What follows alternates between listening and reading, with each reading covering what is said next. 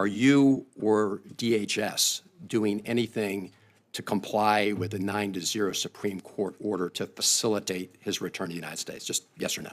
This administration is following all federal court orders. Madam Secretary, this is a simple question. It's the president's prerogative on conversations that happen Chair, with the president of El Salvador. I ask a simple question. We have a limited amount of time. I just asked you, Madam Secretary, whether or not you or the Department of Homeland Security are taking any action to facilitate the 9-0 Supreme Court decision to facilitate his return. This is a very simple question. Are you taking any action to facilitate his return, or are you not? Senator Van Hollen. Thank you, Madam Chairman. Madam Secretary, it's good to see you. Good to see you, too. And I was glad to see in your recent testimony that you reaffirmed your obligations to uphold the Constitution of the United States. And I understand you had an exchange with Senator Murphy on the Abrego Garcia case. And so I'm just going to put the question directly to you. Are you or DHS doing anything to comply with the 9-0 Supreme Court order to facilitate his return to the United States? Just yes or no. This administration is following all federal court orders. Madam Secretary, this is a simple question. I'm It's the asking, prerogative on conversations that happen Chair, with the president of El Salvador. I ask a simple question. We have a limited amount of time. I just asked you, Madam Secretary, whether or not you or the Department of Homeland Security are taking any action to facilitate the 9-0 Supreme Court decision to facilitate his return. This is a very simple question. Are you taking any action to facilitate his return, or are you not?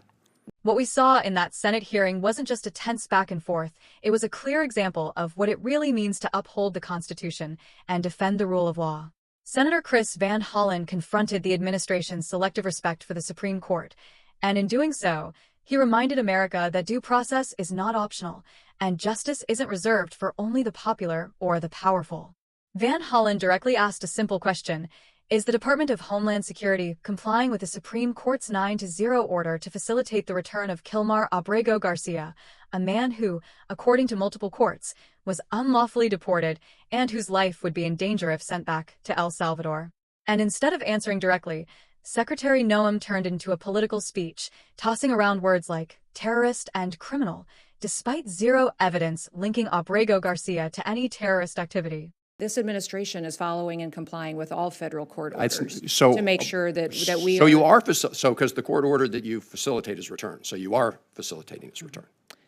Sir, Senator, thank you for the question. But what I would Madam tell you Secretary, is that we are following court orders, Madam and that your advocacy for a known terrorist is alarming to me. Madam Secretary, it's alarming to me because he's a human smuggler. Madam Secretary, I'm going to have to reclaim and a terrorist, and he's not a U.S. citizen.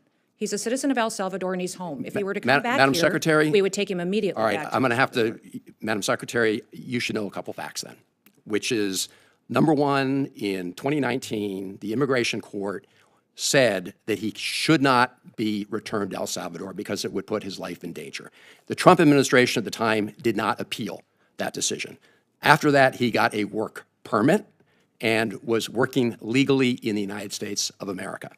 This is also why the district court and the appellate court and the Supreme Court have ruled as they have. I suggest that rather than make these statements here, that you and the Trump administration make them in court under oath, because despite what you just said, the federal district court, whose judge is hearing this case right now, said, and I'm quoting, that the administration has provided no evidence linking Abrego Garcia to MS-13 or any other terrorist activity.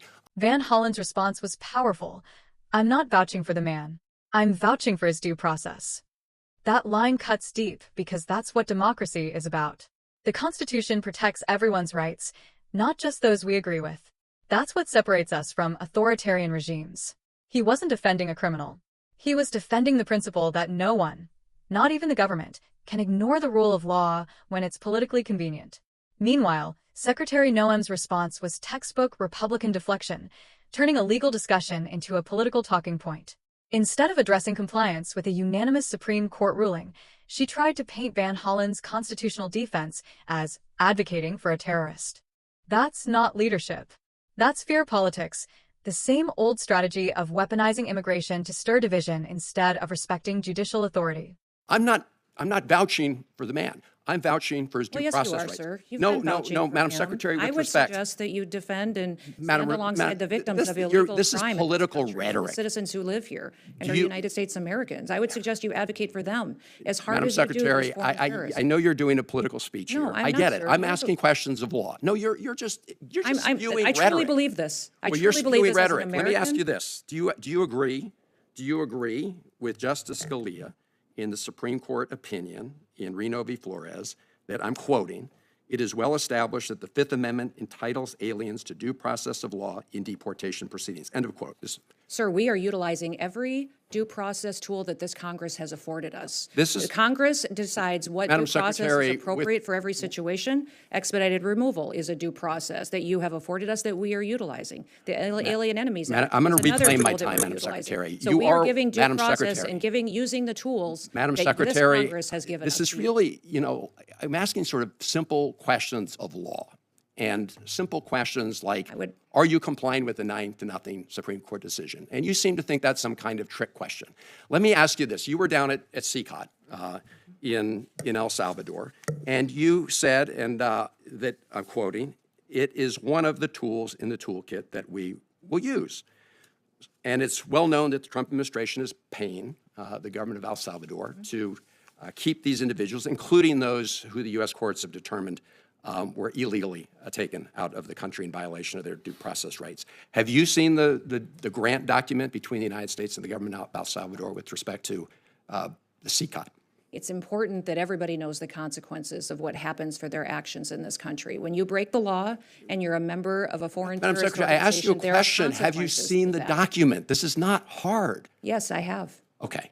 And what are the provisions of the doc? So do you know what entities in El Salvador are Sir, receiving I'm the sure funds? you can see this document as well and have looked at it for I'm evaluation. glad you as raised well. that, Madam Secretary, because I sent you a letter along with many of my colleagues here on April 8th asking for, among other things, that document. Will you respond to the letter that we sent? I will respond to your letter. Can I get some sense of when?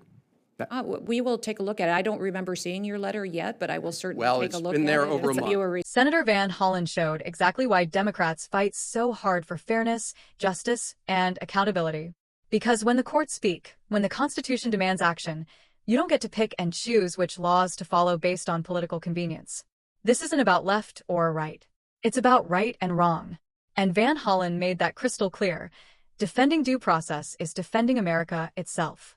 Justice isn't partisan, it's constitutional.